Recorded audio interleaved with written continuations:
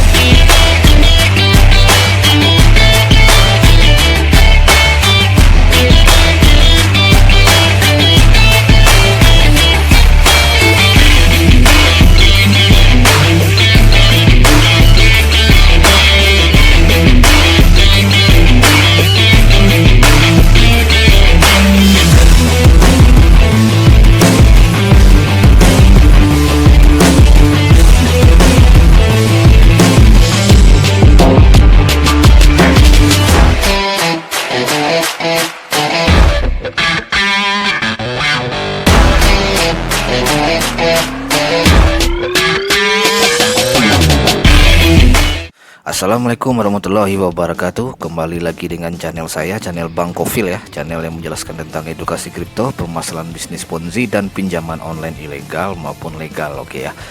Dan saya harapkan kepada teman-teman yang menonton video saya ini dan melakukan subscribe dan nyalakan loncengnya diberi kemudahan, diberi kelancaran dan dipermudah rezekinya. Amin. Oke ya. Oke ya. Gini. Sebelum video tayangan saya ini ya, sebelum flash video ini gitu, itu udah saya terangkan ya, ada berapa secara umum ya, itu ada 3 intimidasi, 3 teror yang harus Anda hadapi gitu ya. Ya, ketika Anda galbay walaupun telat ya membayar tagihan dari pinjaman online Anda gitu ya.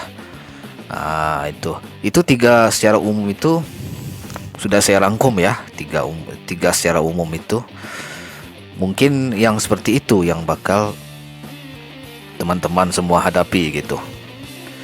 Banyak di antara kita ya yang mungkin yang belum pernah ya mengalami hal seperti itu, tak jarang itu mengalami ya di mana kondisi mental menjadi down gitu, sangat down gitu ya, kan banyak gitu ya, mental jadi jatuh ya dan sebagainya gitu ya. Itulah efek buruk yang diterima oleh nasabah pinjol pinjaman online baik legal maupun ilegal gitu ya.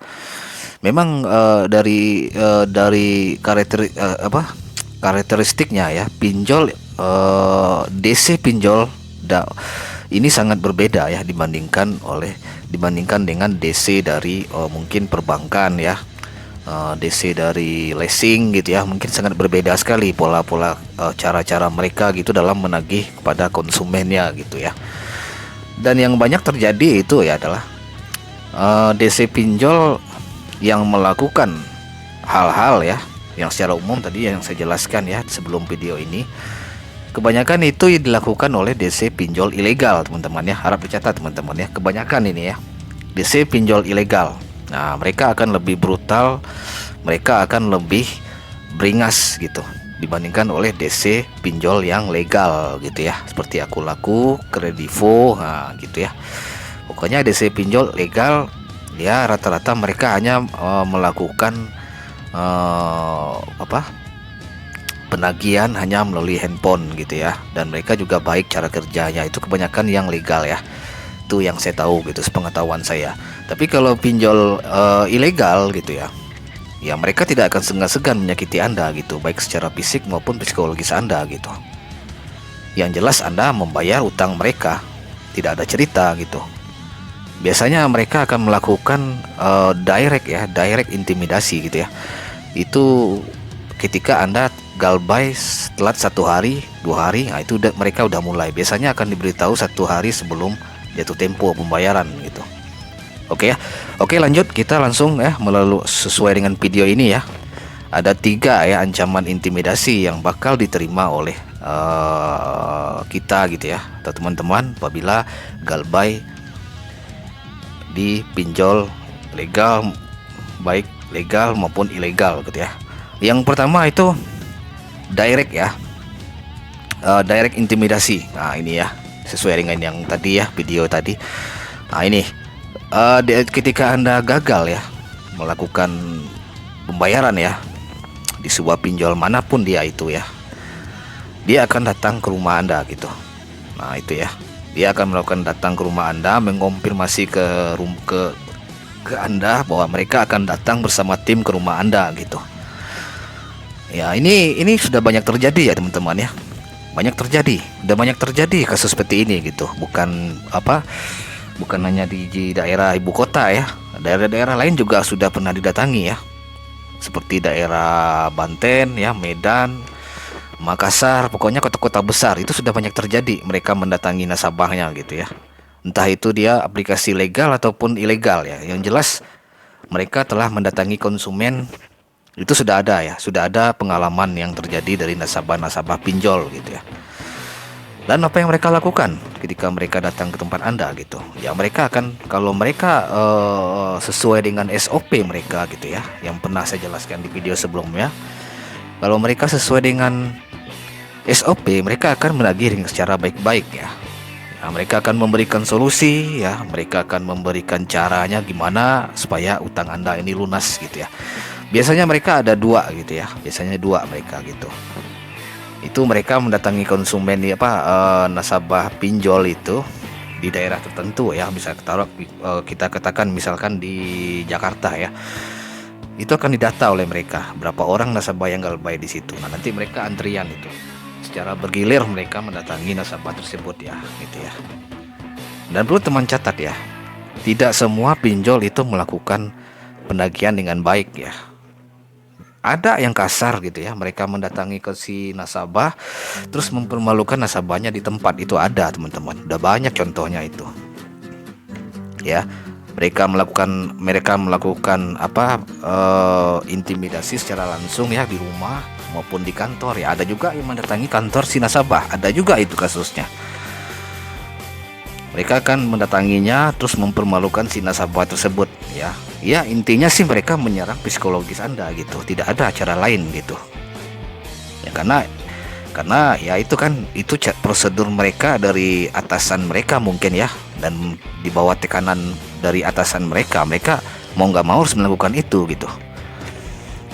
Nah itu ya, itu mereka langsung melakukan penagihan atau intimidasi langsung ke tempat Anda. Bisa jadi di rumah Anda, bisa jadi di kantor tempat kerja Anda, ataupun bisa jadi tempat nongkrong Anda biasa gitu. Mungkin Anda pernah nongkrong di toko ini gitu kan, pernah nongkrong di daerah ini gitu. Itu pasti didatangi teman-teman. Mereka mendapatkan data-data Anda itu berdasarkan dari nomor kontak Anda gitu. Jadi ada yang mengatakan, wah nomor kontak nggak disadap, itu nggak mungkin teman-teman ya, karena setiap kita melakukan pinjaman pertama kali ya, itu yang disadap apa? Nomor kontak kita kan. Izinkan aplikasi untuk mengakses nomor kontak. Jadi tidak ada yang, jadi nomor kontak Anda yang di handphone itu udah pasti disadap oleh mereka gitu. Mereka akan menanyakan tentang Anda gitu. Apalagi pinjaman Anda bisa lebih dari 5 jutaan gitu kan. Nah itu mereka akan mencari Anda sampai kapanpun gitu. Nah gitu ya. Nah itulah intimidasi secara langsung itu yang dihadapi oleh kita nasabah pinjol ilegal. Terus yang kedua ya itu, nah ini yang kedua lagi ya. Ini adalah melakukan penagihan dengan kekerasan, nah, dengan penganiayaan gitu. Nah ini udah banyak terjadi teman-teman ya, udah banyak ini ya kasus seperti ini gitu ya.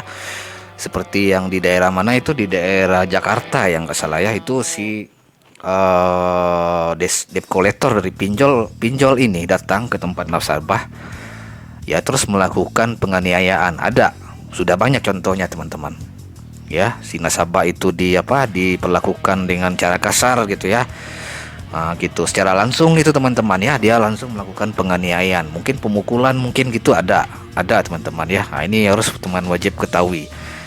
Nah, ini yang teror yang paling kita takutkan, itu yang perlu kita waspada, itu yang kedua ini teman-teman. Nah, ini sangat ya, sangat fatal gitu akibatnya gitu ya. Mereka akan melakukan pemukulan kepada Anda gitu, mereka akan melakukan penganiayaan. Nah, itu yang lebih buruknya dari debt collector, dari pinjol ilegal ya. Ini kebanyakan dilakukan oleh pinjol ilegal, tapi tak jarang juga DC pinjol legal melakukan hal yang sama seperti ini gitu, dengan tujuan agar nasabah membayar dari tagihannya gitu. Hanya itu yang mereka inginkan, tidak ada yang lebih. Nah gitu. Tapi ini solusinya sangat gampang teman-teman ya. Kalau hal ini terjadi kepada Anda, ya gampang ini. Kalau penagihannya secara begini kerasan, Anda tinggal lapor ke RT setempat ya, buat pengaduan bahwa Anda mengalami penganiayaan, kekerasan dari seorang debt collector. Udah selesai itu tujuannya. Jangan panik teman-teman ya. Nah gitu, jangan panik. Ini hanya gambaran umum saya jelaskan biar teman-teman semua yang masih melakukan masih terjerat pinjaman online baik legal maupun ilegal itu waspada, dan ada sedikit pencerahan agar bisa menghadapi hal-hal yang mungkin tidak kita inginkan gitu ya. Nah, ini banyak ini terjadi teman-teman, penagihan secara penganiayaan ya, pemukulan itu sudah banyak terjadi teman-teman. Dan kebanyakan terjadi itu di kota besar ya, seperti Jakarta, itu udah pasti karena dia dekat ya, daerahnya gitu. Mungkin daerah lain Medan ya, Makassar, mungkin tidak semuanya, hanya berapa, tapi yang kebanyakan terjadi di kantor pusatnya gitu ya, daerah jangkauan dari kantor dari pinjol itu gitu. Nah itu teman-teman ya. Oke lanjut. Nah ini yang secara umum banyak terjadi, yang ini nih ya. Debt collectornya melakukan intimidasi melalui handphone, melalui video call ya. Nah, ini kebanyakan terjadi yang seperti ini teman-teman kan. Saya pastikan teman-teman kan. Banyak terjadi seperti ini. Jadi mereka akan melakukan terus-menerus menelpon ya, terus gitu. Mereka nggak akan bosan-bosan gitu. Apalagi nilai dari tagihan Anda ataupun nilai pinjaman kita itu melebihi dari mungkin lebih dari 3 juta, 4 juta, itu mereka akan melakukan penagihan terus, apalagi ilegal teman-teman ya, saya pastikan ya. Mereka akan melakukan penagihan terus menerus sampai Anda bosan, sampai Anda merasa sudah sebaiknya kita membayar utang gitu, sudah seharusnya Anda membayar utang Anda. Jadi tujuan mereka itu hanya satu teman-teman ya, tidak ada kata lain, tidak ada maksud mereka untuk secara sengaja itu untuk melakukan penganiayaan kepada Anda secara fisik maupun psikologis ya.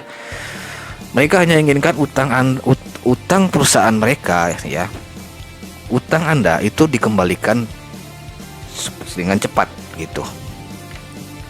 Nah itu aja tujuan mereka, tidak ada tujuan lain gitu ya. Mereka akan melakukan pengancaman di WhatsApp gitu kan. Nah, dia akan melakukan bahwa dia akan melaporkan polisi bahwa Anda telah membawa uang perusahaan mereka gitu. Dan polisi sudah siap untuk datang ke rumah Anda. Nah, seperti itu kan contohnya kan. Nah, ada lagi. Ini Anda dibuat gambar yang tidak senonoh ya. Itu sudah saya jelaskan juga, sudah saya perlihatkan di video ini juga sebelum video ini. Nasabah akan diperlihatkan gambar yang tidak senonoh ya, kepalanya mungkin kepala nasabah tersebut, wajah nasabah tersebut, terus badannya nasabah itu dibuat bugil gitu ya. Nah nanti akan dipermalukan ke nomor kontak Anda gitu. Itu udah banyak terjadi teman-teman ya. Dan itu sangat-sangat ini bagi nasabah yang belum pernah mengalaminya, itu akan sangat fatal itu akibatnya gitu ya. Nah ini contohnya ya, salah satu contoh yang ini dari DC pinjol super rupiah ya, ini ya. Ini dari nasabah yang melapor kepada saya gitu ya. Seperti ini yang mereka terima gitu ya, diintimidasi mereka. Anda telah melewati batas waktu di super rupiah dan departemen terkait sedang menyelidiki pinjaman penipuan Anda. Nah, lihat penipuan loh. Jika Anda terlambat, Anda akan berpartisipasi dalam daftar hitam dan mencatat sebagai orang yang tidak jujur, yang akan mempengaruhi bisnis perbankan Anda, keluarga, dan kepemimpinan Anda. akan diberitahu dan Anda akan mengambil semua tanggung jawab. Nah, ini seperti ini intimidasinya. Salah satu contoh ya di WhatsApp. Nah, ini seperti ini. Mungkin ada lagi yang lain ya. Nah, ini salah satu contoh dari beberapa nasabah yang melapor ke saya gitu ya, bahwa mereka mengalami intimidasi seperti ini gitu. Nah, gitu. Jadi perlu teman-teman ketahui ya, 3 hal ini wajib teman-teman pahami gitu. Ya, pahami. Jadi kita tahu alur kerja dari si debt collector ini, oh ternyata seperti ini gitu. Cara menghadapinya seperti ini gitu. Ya. Nah, seperti di poin kedua ya, di poin kedua tadi ya. Apabila debt collector itu melakukan penganiayaan kepada Anda ketika dia datang ke rumah Anda, Anda jangan panik. Bahkan takut jangan. Anda langsung lapor ke RT setempat atau polisi, udah selesai debt collector itu.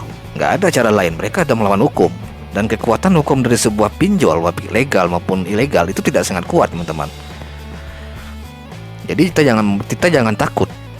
Bagaimanapun intimidasi yang mereka lakukan, secara umum 3 tadi kan. Nah, itu kita santai aja, jangan pernah takut gitu. Memang dalam Islam itu utang adalah wajib, itu benar, tidak ada yang salah, teman-teman ya. Dalam Islam juga udah mengatakan utang adalah wajib, itu wajib. Tapi ada pengecualiannya.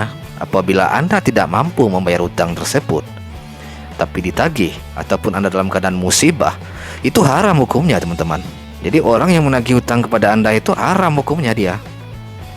Dan Anda dalam melakukan pinjaman online itu tidak wajib membayar bunga-bunga yang mereka tetapkan gitu. Mungkin terlambat 1 minggu tuh dendanya udah 100% dari pinjaman. Nah, itu tidak wajib Anda bayar. Makanya kan di video-video saya sebelumnya saya pernah mengatakan bahwa tagihan Anda dipinjol itu tidak harus Anda membayar bunga-bunganya. Anda cukup membayar pokoknya saja. Nah, itu sekali lagi ya saya jelaskan. Pokoknya saja Anda bayar. Tidak perlu bunga-bunga, itu tidak perlu Anda bayar. Terlepas dari hal-hal cara penagihan debt collector ya. Ya, saya seperti itu aja, santai aja teman-teman, jangan ditakutkan. Kalau mereka udah mengarah ke penganiayaan, pemukulan, ya udah, teman-teman tinggal lapor ke RT, laporkan ke polisi, udah selesai, nggak ada cara lain.